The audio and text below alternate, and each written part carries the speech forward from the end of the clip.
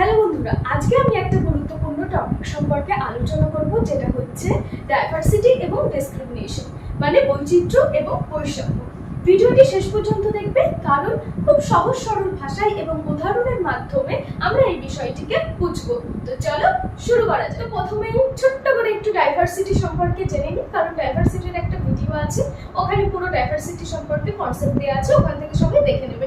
তো আমি ছোট্ট করে একটু বলে দিই, ডাইভার্সিটি মিনস হচ্ছে ডিফারেন্স, যেখানে মানুষের খাওয়া দাওয়া, কথা বলা, পোশাক পরার ধরন প্রত্যেকটাই কিন্তু ভিন্ন, যেখানে তার জন্য ডিফারেন্ট কথাটা ইউজ করা হয়েছে।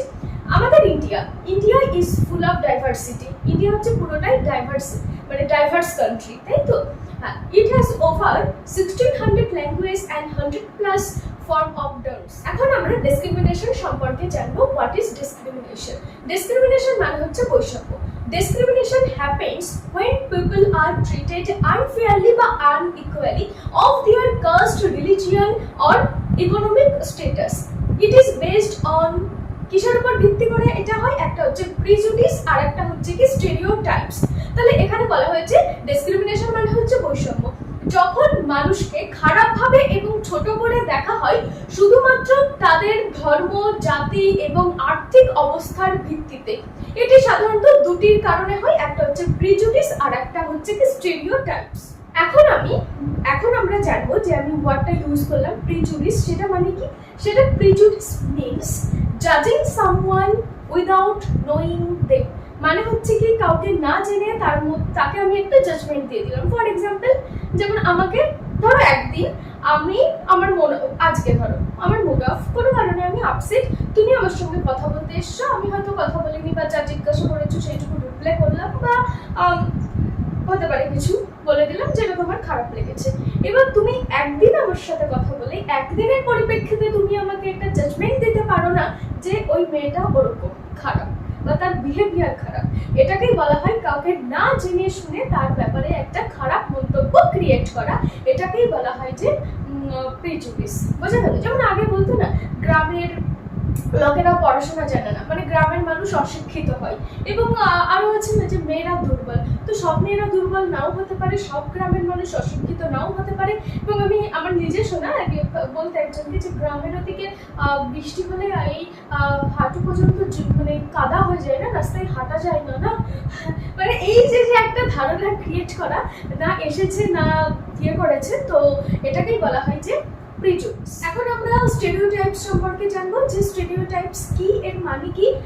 এ stereotypes is a fixed idea about a group of people. মানে এখানে বলতে চাইছে যে কোন একটা গ্রুপ অফ পিপলের একটা ছাঁচে বাঁধা ধারণা, মানে গ্রুপ অফ, যেখানে অনেকজনকে বোঝাবে। যেমন আমি এখানে বলতে পারি ছেলেরা শক্তিশালী, এইবার আমি যে বলতে পারি মেয়েরাও মনের দিক দিয়ে খুব নরম স্বভাবের হয়। যেমন সব ছেলেরা শক্তিশালী হয় না, তেমন সব মেয়েরা কি হয় না, তোমার মানে নরম স্বভাবের হয় না। তাহলে এখানে স্টেরিওটাইপস এবং প্রিজুডিসের মধ্যে পার্থক্য কি?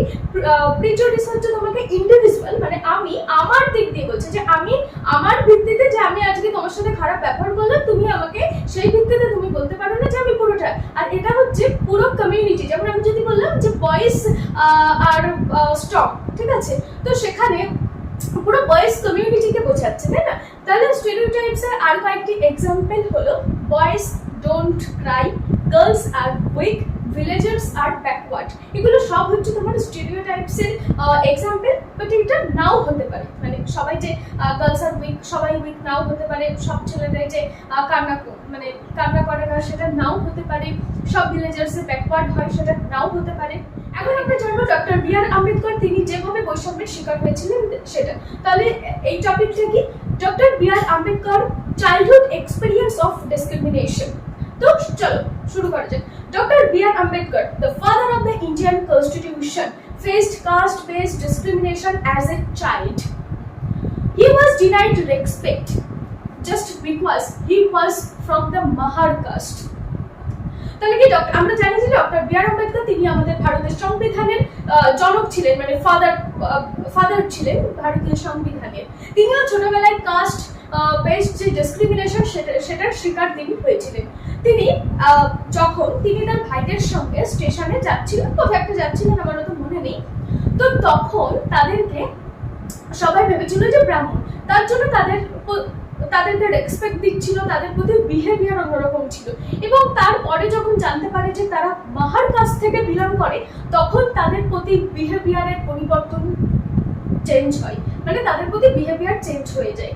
এবং যারা ঘোড়া চালায় তারা যাবেন, তাদেরকেও তারা নিচ্ছিল না, মানে যিনি চালায় তাদেরকে তিনি বি.আর. আম্বেদকর এবং তার ভাইদেরকে নিচ্ছিল না। কেন? তারা আনটাচেবল বলে। তো আমরা এই ডক্টর বি.আর. আম্বেদকরের জীবনী থেকে আমরা জানতে পারি যে এই যে কাস্টের যে মানুষের প্রতি যে বৈষম্য, এটা কতটা অপমানজনক এবং কতটা কষ্টকর হতে পারে।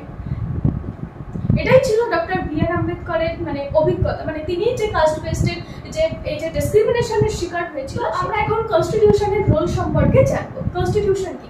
কনস্টিটিউশন, আমাদের দেশের কনস্টিটিউশন বলছে এখানে প্রত্যেকটা মানুষই সমান। আর আনটাচেবিলিটি সেটা এখন অপরাধ হিসাবে গণ্য করা হয়। সে কাজের দিক দিয়ে হোক, শিক্ষার দিক দিয়ে হোক, এবং যে কোনো কিছুর দিক দিয়েই, সম্মানের দিক দিয়েই হোক না কেন, প্রত্যেকটা মানুষ সমান সুযোগ সুবিধা পাবে। রেস, কাস্ট, তোমার ক্লাস, আর্থিক অবস্থার ভিত্তিতেও যাই হোক না কেন, প্রত্যেকে সমান সুযোগ সুবিধা পাবে।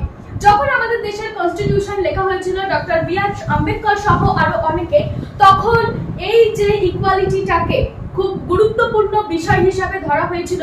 যে আমাদের বি.আর. আম্বেদকর সহ অনেকে বলেছিলেন যে আমাদের দেশে এখনো ইনইকুয়ালিটি রয়েছে, তার জন্য ইনইকুয়ালিটিটাকে বিশেষ গুরুত্বপূর্ণ দেওয়া হচ্ছে। আরেকটা জিনিস হচ্ছে, ইন্ডিয়াকে ধর্ম নিরপেক্ষ দেশ হিসাবে, সেকুলার স্টেট হিসাবে গণ্য করা হয়, যেটা আমাদের প্রিয়ম্বেলেও লেখা রয়েছে।